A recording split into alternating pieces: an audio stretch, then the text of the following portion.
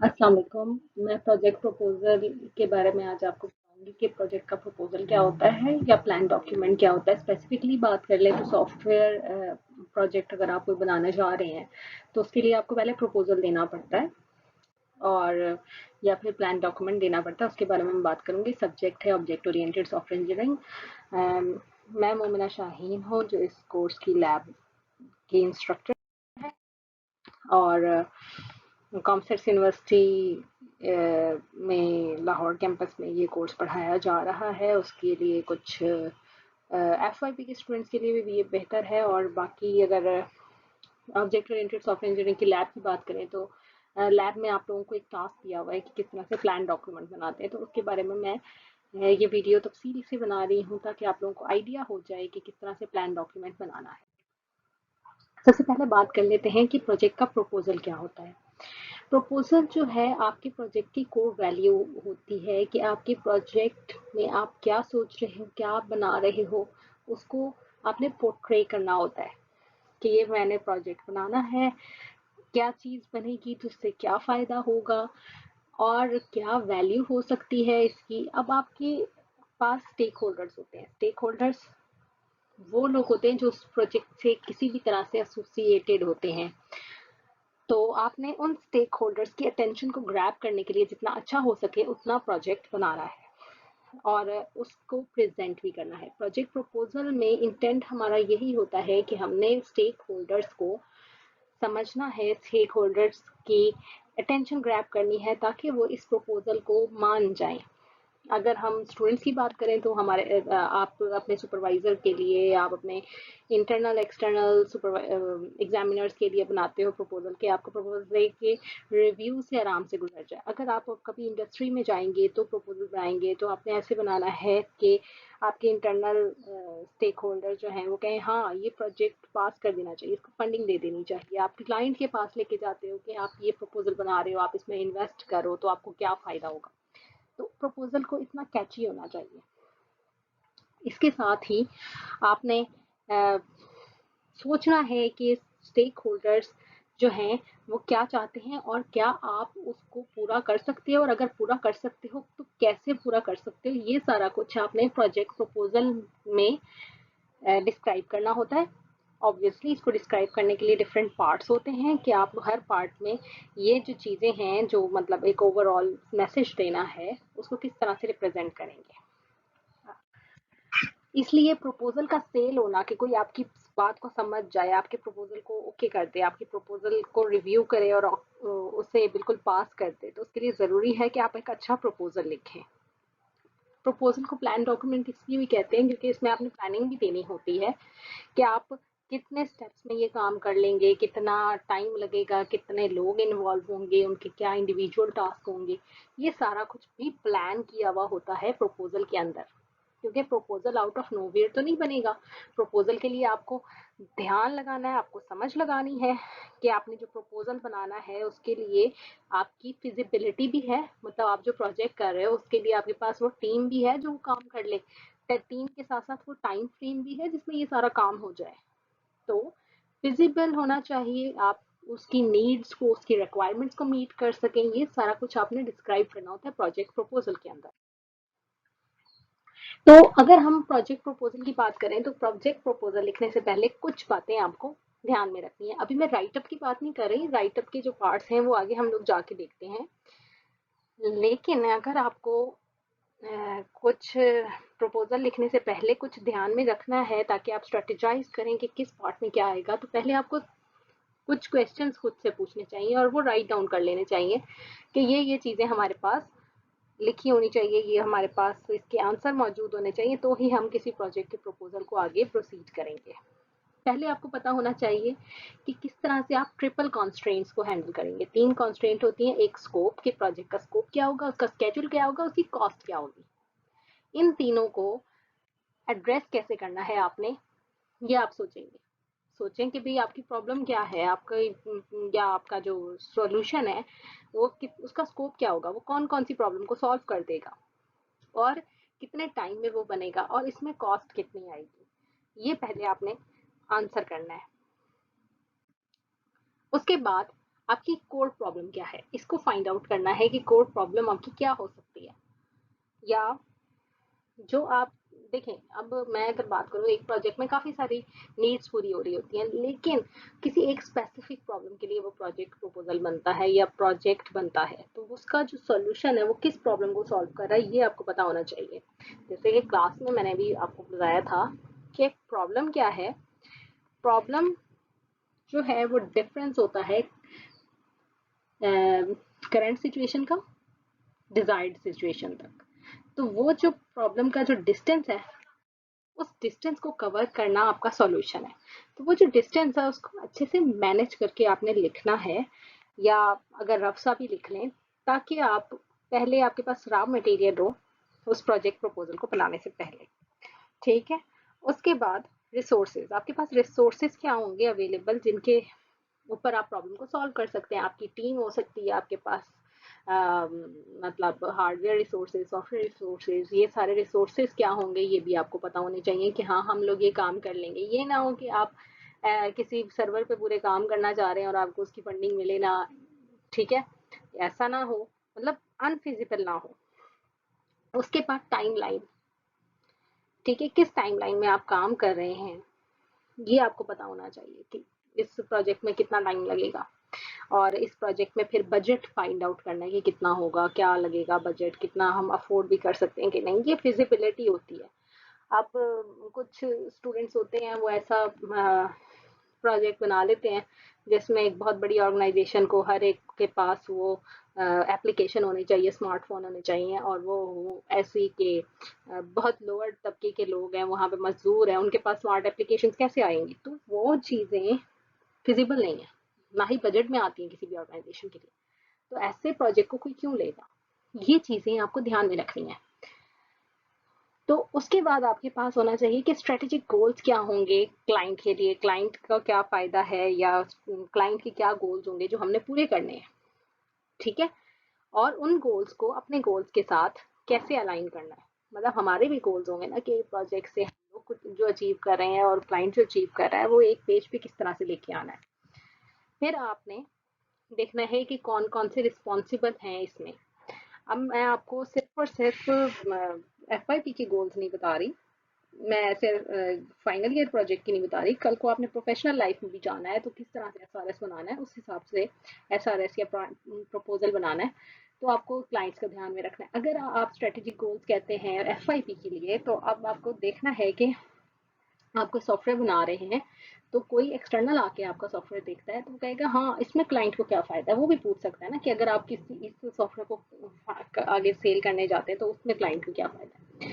अब ये प्रोजेक्ट के लिए रिस्पॉन्सिबल कौन कौन होगा, जैसे आपके टीम मेंबर्स होंगे, आपके लोग होंगे, तो वो फ़ायदा देते हैं ना, आपके प्रोजेक्ट के लिए कोई ना कोई काम करते हैं, तो उनकी गोल और मोटिवेशन क्या है। अब इसमें मैं कहूँ कि मैं अगर कोई प्रोजेक्ट बनाती हूँ तो मैं अपने साथ डीमोटिवेटेड से टीम मेंबर नहीं लूँगी, मैं वही टीम मेंबर्स लूँगी जो कि टीम वर्क कर सकते हों, जो मोटिवेटेड हों, जो काम कर सके। तो इसलिए आपको उसके बारे में भी सोचना है बिफोर प्रपोजल, और before you talk about the project to anyone कि आप उस टीम में लेना चाहो, आपको ये चीज़ें अपने जहन में रखनी है या इनको नोट कर लेना है। उसके बाद आपने क्लाइंट बेनिफिट्स, मैंने स्ट्रेटेजिक गोल्स में भी बताया कि आपको स्ट्रेटेजिक गोल्स में भी देखना है कि क्लाइंट के क्या बेनिफिट्स होंगे जो हमारे साथ अलाइन हो जाए। इसके अलावा भी हमने जो भी प्रोजेक्ट बनाना है वो क्लाइंट के लिए बनाना है। तो क्लाइंट का प्राइमरी गोल पता होना बहुत ज़्यादा ज़रूरी है। नेक्स्ट, आपकी डिलीवरेबल्स क्या होंगे, यानी कि आपने अगर कुछ डिलीवर करना है तो वो क्या होगा। अब आपको पता होना चाहिए आप वेब एप्लीकेशन डिलीवर कर रहे हैं, एंड्रॉइड एप्लीकेशन डिलीवर कर रहे हैं, कोई एल्गोरिथम है वो बना रहे हैं, या कोई भी आप सॉफ्टवेयर बना रहे हैं, तो वो क्या डिलीवरेबल होगा उसका। इसके अलावा छोटी छोटी डिलीवरेबल्स भी अगर आप बना रहे हैं विद इन द सक्सेस कि हमने अच्छा ठीक है अब हमने वेब एप्लीकेशन बना दी है, अब इसके कुछ मॉड्यूल्स रह गए हैं, वो मॉड्यूल्स बाद में बनाने हैं। इसके अलावा आप हमारा काम अब वेब के साथ साथ एंड्रॉइड पे जा रहा है या iOS पे जा रहा है, उसके साथ साथ आपको पता होना चाहिए कि क्या क्या डिलीवरेबल्स होंगे और कब हम कहेंगे कि प्रोजेक्ट कंप्लीट हो गया है। आगे चलते हैं। आगे है कि एलिमेंट्स क्या होते हैं। अब ये मैं राइट करने के लिए लिख रही हूँ कि आपने रिटर्न में क्या देना होता है। कि रिटर्न में आपके प्रोजेक्ट के एलिमेंट्स क्या होंगे प्रोजेक्ट प्रपोजल के। पहला प्रोजेक्ट प्रपोजल का एलिमेंट होता है प्रोजेक्ट एब्स्ट्रैक्ट। अब इन सारे एलिमेंट्स को वन बाय वन मैं बताती भी जाऊंगी। फिर इंट्रोडक्शन होता है, मोटिवेशन होती है, स्कोप होता है, रिलेटेड वर्क है, सॉफ्टवेयर सिस्टम आर्किटेक्चर है, उसके बाद गोल्स एंड ऑब्जेक्टिव है, और इंडिविजुअल टास्क हैं, गैंट चार्ट होता है, और फिर फ्यूचर वर्क और टूल्स एंड टेक्नोलॉजी। तो इसके बारे में वन बाय वन पढ़ लेते हैं। एब्स्ट्रैक्ट में आप कहीं भी एब्स्ट्रैक्ट होता है, जैसे कि आपका एफएपी में एब्स्ट्रैक्ट है। अगर आप प्रोफेशनली बात करें तो एग्जेक्टिव समरी यूजुअली लिखा जाता है, तो ये ग्रैब करने के लिए होती है कि ऑडियंस के अटेंशन को, पूरे प्रोजेक्ट प्रपोजल को आप समराइज करके लिख देते हैं एब्स्ट्रैक्ट के अंदर। इसके अंदर आप ये बता सकते हैं कि क्या आप प्रपोज कर रहे हैं और इसके लिए क्या क्या होना चाहिए प्रोजेक्ट के लिए आपके पास प्रोवाइडेड, और आप उससे क्या डिलीवर करेंगे और इससे कितना फ़ायदा होगा, ये बताते हैं।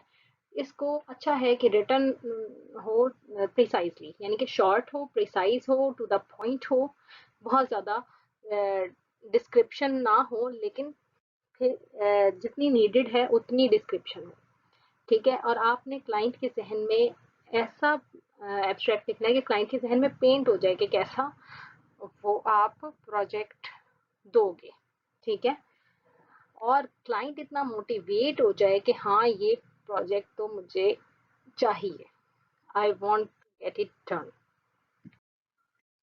आगे मोटिवेशन की बात कर लेते हैं कि मोटिवेशन क्या होती है। अब मोटिवेशन है वो चीज़ है जो आपको ट्रिगर करी है कि ये आपको प्रोजेक्ट करना है, ठीक है। आप इसे चैलेंज भी ले सकते हैं कि कोई चैलेंजिंग फील्ड है तो आपने कहा नहीं ये मैंने करना है, या फिर कोई इंटरेस्टिंग एरिया हो सकता है कि ये इंटरेस्टिंग है मुझे ये करना चाहिए, या सडनली आपको बैठे कोई आइडिया आ सकता है कि हाँ ये हो सकता है ये काम और ये होना चाहिए दे, या फिर आप ये सोच सकते हो कि हाँ ये प्रॉब्लम एग्जिस्ट करती है, इसको सॉल्व किया जाना चाहिए। तो ये चीज़ें मोटिवेशन है और आपको ये राइट करनी है, क्योंकि आपकी मोटिवेशन राइट करने से क्लाइंट को भी आइडिया हो सकता है कि हाँ ये प्रॉब्लम एग्जिस्ट करती है और इसके बारे में सोचना चाहिए, इसको सॉल्व होना चाहिए। अपॉर्चुनिटी, अगर आपको कोई अपॉर्चुनिटी मिली है वो भी आपकी मोटिवेशन हो सकती है कि हाँ मैंने ये अपॉर्चुनिटी देखी, I think I can work on it and it is my motivation. इसके अलावा आप क्या वो भी एरिया हो सकता है, फॉर एग्जांपल आप अभी अंडर ग्रेड कर रहे हैं, आपने प्रोजेक्ट ऐसा बना रहे हैं जिसपे आप चाहते हैं कि आप अपने एमएस में काम करें या पोस्ट ग्रेड स्टडीज में आप उस एरिया को आगे लेके जाना चाह रहे हैं, तो आप वो भी आपकी एक तरह से मोटिवेशन है कि हाँ मैं आगे भी काम करना चाहता हूँ इस एरिया में, तो मैं इसी एरिया में प्रोजेक्ट करूंगा, it will make me more eligible to work in that area later on. Scope की बात कर लेते हैं।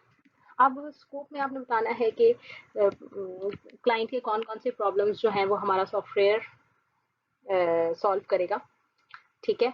बाउंड्री क्या होगी प्रोजेक्ट की, कहाँ कहाँ तक ये काम कर सकता है, कौन कौन से लोग इसमें इन्वॉल्व होंगे, कौन सी टीम को ये प्रोसीड करेगा और कौन लोग इससे वर्क कर सकते हैं एफिशिएंटली, ये आपका स्कोप है, ठीक है। समटाइम्स स्कोप में लोग सारा कुछ बता देते हैं, फंक्शनैलिटीज वगैरह बता देते हैं, लेकिन नहीं, हम लोगों ने इसमें शॉर्ट एंड प्रिसाइज लेना है और ये कभी भी बुलेट्स में नहीं होता। समटाइम्स स्टूडेंट्स ये गलती करते हैं, मोटिवेशन और स्कोप को ना बुलेट्स में कर देते हैं, इसको पैराग्राफ की फॉर्म में ही है। रिलेटेड वर्क या फिर समटाइम्स हिस्ट्री सेक्शन भी कहते हैं इसको, दूसरी रिपोर्ट्स में या प्रोफेशनली देखें तो इसमें आपने आउटलाइन करना होता है कि प्रीवियसली ऐसे कौन से प्रोजेक्ट्स हो चुके हैं और अगर वो सक्सेसफुल हैं तो भी बताना होता है, और रेफर कर देते हैं आप रेफरेंसेस में।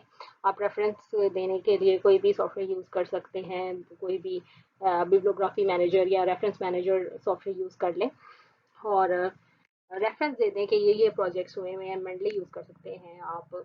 उसके लिए आप बिबटेक्स या खैर मल्टीपल है, एंड नोट है, ये यूज़ कर सकते हैं रेफरेंस मैनेजिंग के लिए। और आप रेफर कर देते हैं कि हाँ ये प्रोजेक्ट जो है वो पहले हुआ है और इस प्रोजेक्ट में ये काम हुआ था और ये हमारे लिए एक प्रेसिडेंट्स हो सकते हैं, आप उसको फाइनल कर सकते हैं कि हाँ ये चीज़ें जो हैं हम लोग वैसे ही कर रहे हैं, लेकिन ये प्रोजेक्ट्स यहाँ पे लैक करते हैं, which we will provide.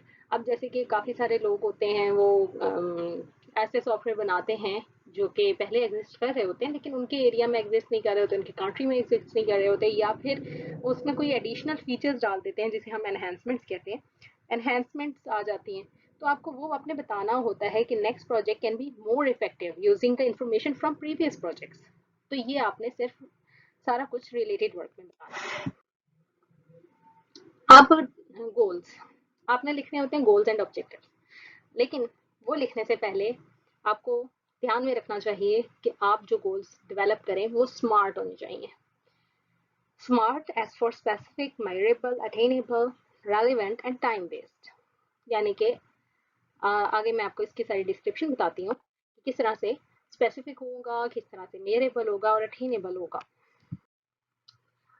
Smart goals रखने का फायदा ये होता है कि आप उससे आपको रियलिस्टिक गोल्स जो हैं वो पता चल जाते हैं कि कौन से रियलिस्टिक हैं और कौन से गोल्स जो हैं वो कोई ना कोई मेजरमेंट प्रोवाइड कर सकते हैं। यानी कि आपके गोल्स जो है वो स्पेसिफिक होने चाहिए, क्लियर होने चाहिए, कंसाइज होने चाहिए और टास्क इन एट हैंड होने चाहिए। मतलब specific to task at hand, मतलब एक टास्क जो कंप्लीट हो जाए उसके लिए एक गोल आपने लाजमी राइट डाउन कर लेना है और वो जो राइट डाउन आप गोल करें वो मेजरेबल भी हो, यानी कि वो ऐसा हो कि वो फंक्शनैलिटी वाकई में प्रोवाइड हो रही है तो वो आप मेजर कर सकें, या कोई माइलस्टोन होना चाहिए ताकि आप प्रोग्रेस को ट्रैक कर सकें। तो हर एक गोल इस तरह से आपका डिवाइड होना चाहिए कि एक तो वो स्पेसिफिक हो, एक गोल कम से कम एक टास्क को पूरा करे, साथ साथ वो मेयर भी कर सकें कि हाँ आपकी प्रोग्रेस कितनी हुई है डिलीवरेबल से, माइलस्टोन से, इस तरह से। साथ ही अटेनेबल होना चाहिए। अटेनेबल कहीं कहूँ तो ऐसा है कि हर एक प्रोजेक्ट के अंदर एक गोल होता है जो पूरा होना चाहिए और वो पूरा होता है, और उस गोल को अटेनेबल होने के लिए ज़रूरी है कि वो फिजिबल हो और वो रिक्वायरमेंट को पूरा करता हो, आप उस गोल को हिट कर सके, तो वो अटेनेबल है। यानी कि anything which you can achieve that is attainable. तो स्पेसिफिक, मेरेबल, स्पेसिफिक होगा, शॉर्ट होगा, मेरेबल होगा, मतलब आप मेयर कर सकते हैं। अटेनेबल होगा तो आप उसको अचीव भी कर सकते हैं। मेरेबल में ये ना हो कि सारा कुछ रॉन्ग है, नहीं हुआ पूरा, ये ही नहीं आना, बल्कि अटेनेबल भी होना चाहिए कि वो हो सके। और रेलिवेंट, अनदर थिंग कि गोल ऐसे ना हो कि आउट ऑफ नोवेयर आ गए इस प्रोजेक्ट के साथ, वो रेलिवेंट होना चाहिए आपके प्रोजेक्ट से। ये ना हो कि इरेलीवेंट गोल्स आप डाल दें कि हम ये भी करेंगे वो भी करेंगे। सिमिलरली आपके गोल्स को टाइम बेस्ड होना चाहिए कि आपकी टाइमलाइन में, आपकी डेट्स में फिक्स हो रहे हैं, उसी के अंदर ही रह रहे हैं। जब आप ये सारे चीज़ों को ध्यान में रखते हो तो फिर आप बुलेट्स के अंदर कुछ ऑब्जेक्टिव्स ले, जब आप स्मार्ट की सारी चीज़ों को ध्यान में रखते हो फिर आप बुलेट्स के अंदर कुछ ऑब्जेक्टिव लिख लेते हो कि ये हम लोगों ने चीज़ें परफॉर्म करनी है। तो आगे आ जाते हैं इंडिविजुअल टास्क पे। जब आपने गोल्स लिख लिए, साथ आपने, अच्छा इसमें एक चीज़ मैं स्किप कर रही हूँ, वो है सिस्टम आर्किटेक्चर। सिस्टम आर्किटेक्चर के लिए मैंने आपको एक वीडियो में बताया हुआ है कि किस तरह से आप कॉन्टेक्स्ट डायग्राम बनाओगे। उसी तरह से आपने एक सिस्टम आर्किटेक्चर बना लेनी है जिसमें आप बताएंगे कौन सा क्लाइंट है, कौन सा सिस्टम से इंटरेक्ट कर रहा है, किस तरह से सिस्टम इंटरेक्ट हो रहा है। अगर आपको उसकी भी ज़रूरत है तो मैं उसके लिए एक अलग वीडियो बना दूंगी, मुझे बता दीजिएगा। अदरवाइज मैं जो आर्किटेक्चर है उसको मैं सिंपल यही कहूँगी कि आप आर्किटेक्चर वैसे है तो ऑप्शनल, लेकिन बनाने से पहले आप एक बार गूगल ज़रूर कर लीजिएगा किस तरह से सिस्टम आर्किटेक्चर बनता होता है। इंडिविजुअल टास्क के ऊपर चलते हैं। तो इंडिविजुअल टास्क में आपने बताना है कि कौन सा वर्क जो है वो कौन सा टीम मेंबर परफॉर्म करेगा। टीम मेंबर्स के नेम्स के साथ आपने बताना है कि फ्रंट एंड डेवलपमेंट कर रहा है या बैक एंड डेवलपमेंट कर रहा है, डेटाबेस मैनेजर कौन है, डिज़ाइनर कौन है, यूआई कौन कर रहा है, यूआई के अलावा या जो भी इस तरह की चीज़ें हैं। इंडिविजुअल टास्क में आपने डिवाइड करना है, वेब एप्लीकेशन कौन बना रहा है, एंड्रॉइड एप्लीकेशन कौन बना रहा है। तो टास्क डिवीजन आप नेम्स के थ्रू लिख देते हो, ठीक है। उसके बाद गैंट चार्ट। गैंट चार्ट में ये होता है कि आपने इंडिविजुअल टास्क किस तरह से परफॉर्म करने हैं, कितना टाइम उन टास्क में लगेगा, उनकी स्टार्टिंग एंड एंडिंग डेट क्या होगी उन टास्क की। तो आपने जो टेंटेटिव टाइमलाइन है अपनी पूरी जो है वो गैंट चार्ट के हिसाब से बना लेनी है। इसके लिए जो सॉफ्टवेयर यूज़ होते हैं गैंट चार्ट को बनाने के लिए, आप एक्सेल में भी बना सकते हैं। वैसे एमएस प्रोजेक्ट मैं रिकमेंड करती हूँ कि माइक्रोसॉफ्ट प्रोजेक्ट में गैंट चार्ट बना के देख लें आप। तो इस तरह क्या होता है, इंडिविजुअल टास्क और जो पैरेलल एक्टिविटीज़ हैं आप उन्हें डिज़ाइन कर देते हो कि वो कहाँ कब परफॉर्म होंगी, किस तरह से परफॉर्म होंगी और उनकी डेट एंड टाइम के साथ। तो इस तरह से क्लाइंट को भी ओवरव्यू मिल जाता है कि कितने टाइम में आपकी ये सारी एक्टिविटीज़ पूरी होंगी। और ये फ़ायदा देता है प्रोजेक्ट मैनेजर को भी कि वो मैनेज कर लेता है, इजीली देख लेगा जो आपका है कि कितना टाइम परफॉर्म होना चाहिए, हम लोग टाइम से पीछे चल रहे हैं या हम नॉर्मल पेस पे हैं। ये फाइंड आउट करने के लिए भी गैंट चार्ट जो है हेल्पफुल होता है, तो इसलिए ये बनाना होता है आपका प्लान डॉक्यूमेंट। अच्छा, sorry, I skip one thing कि टूल्स एंड टेक्नोलॉजीज, आपको जो भी टूल्स आप यूज़ कर रहे हैं, टेक्नोलॉजीज यूज़ कर रहे हैं, वो आपने लिखनी होती हैं कि आप कौन से टूल्स एंड टेक्निक्स को यूज़ करेंगे किसी भी सॉफ्टवेयर के अंदर। तो वो आपको बताना होता है कि बेटर है कि हम लोग ये टूल्स हैं, ये टेक्निक्स यूज़ कर लें।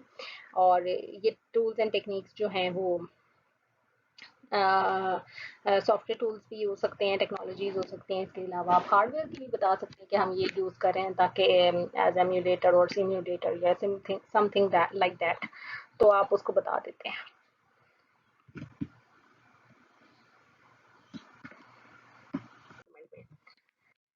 नेक्स्ट फ्यूचर वर्क है तो ये भी ऑप्शनल, लेकिन future work is something like future direction, तो मैंने इसी वजह से ये डायरेक्शन का भी बनाया हुआ। तो फ्यूचर डायरेक्शन में आपको ये बताना होता है कि आप अपना अगर प्रोजेक्ट बना रहे हो उसको एक्सटेंड कैसे करोगे, कोई और ऐप के साथ एक्सटेंड करोगे या किस तरह से एक्सटेंड करोगे। तो ये आपको बताना है कि इसकी फर्दर एक्सटेंशन जो है वो क्या हो सकती है। अगर आपके पास टाइम होता यानी कि 1 साल से ज़्यादा होता या जितना भी टाइम लिमिट आपको मिली है उससे ज़्यादा हो जाए अगर टाइम, तो मैं इस प्रोजेक्ट में further what can I do about this further, तो आपको वो बताना होता है। इसकी एक एग्जांपल दे देती हूँ, जैसे कि आप अपने सिस्टम को पोर्टेबल बना सकते हैं। At I would also look at making it portable to run under the operating system, ये भी आप कर सकते हैं। अ, ये सारी जो टेम्पलेट है ये आपको एक वेबसाइट पे मिल जाएगी। अगर आप कॉन्सेप्ट्स की टेम्पलेट को यूज़ करना चाहते हैं, मैं लिंक जो है वो डिस्क्रिप्शन में दे दूंगी उस साइट का, तो आप वहाँ से प्रोजेक्ट प्रपोजल को डाउनलोड कर सकते हैं। Thank you.